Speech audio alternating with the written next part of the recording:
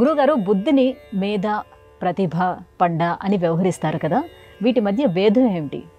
7 రకాలుగా బుద్ధి తత్వాన్ని వివరిస్తారు.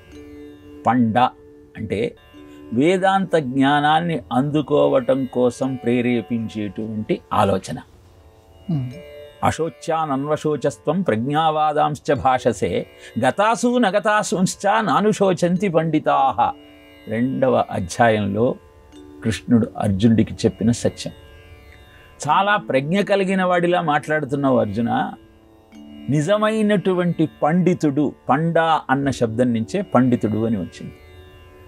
పోయిన దాని గురించి కానీ ఉన్నదాని గురించి కానీ బాధించడు, బాధపడడు అని తెలియజేశారు. మరి గత అగత, పోయిన దాని గురించి ఉన్నదాని గురించి బాధపడకపోతే దేని గురించి బాధపడాలి మనం అన్న ఆలోచన కలుగుతుంది, సందేహం వస్తుంది. అసలు బాధపడాల్సిన అవసరమే లేదు. మమైవాంశో జీవలోకే జీవభూత సనాతన మనషష్ఠానింద్రియాణి ప్రకృతిస్థాని కర్షతి. అందరము ఆ భగవద్ అంశలమే అయినప్పుడు బాధపడాల్సిన అవసరం ఏమున్నది? ఇలాంటి ఆలోచనను రేకెత్తించేదే పండ. ఇహ మేధ అంటే శ్రవణ మనన నితిధ్యాసముల ద్వారా జ్ఞానాన్ని సముపార్జించాలన్న ఆలోచనను కలిగించేది మేధ.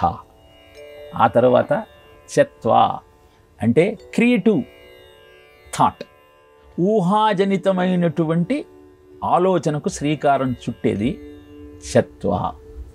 చెర్వి అంటే తద్విద్ధి ప్రణిపాతేన పరిప్రశ్నేన సేవయ ఉపదేక్షంతి తే జ్ఞానం జ్ఞానిన తత్వదర్శిన అని చెప్పినట్టు ప్రశ్న వేస్తూ సందేహాన్ని అడుగుతూ గురువు దగ్గర నుంచి జ్ఞానాన్ని పొందే ప్రక్రియను చార్వి అని పిలుస్తారు.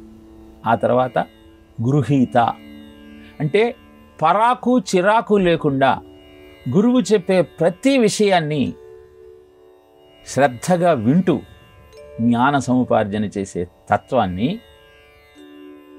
గృహీత అంటారు. శ్రౌత అంటే శుశ్రూష చేస్తూ గురువు దగ్గర నుంచి జ్ఞానాన్ని సముపార్జన చేసే ప్రక్రియను శ్రౌత అంటారు. ఇహ ప్రతిభ అంటే ఇతిహాసాలు, పురాణాలు వాటన్నింటినీ అధ్యయనం చేసి మననం చేసి జ్ఞాపకం పెట్టుకొని ప్రవచనం చేస్తూ 10 మందికి జ్ఞానాన్ని అందించాలన్న ఆలోచనకు ప్రతిభ అని పేరు. ఇలా 7 రకాలైనటువంటి బుద్ధి తత్వాలను శాస్త్రం మనకు తెలియజేసింది.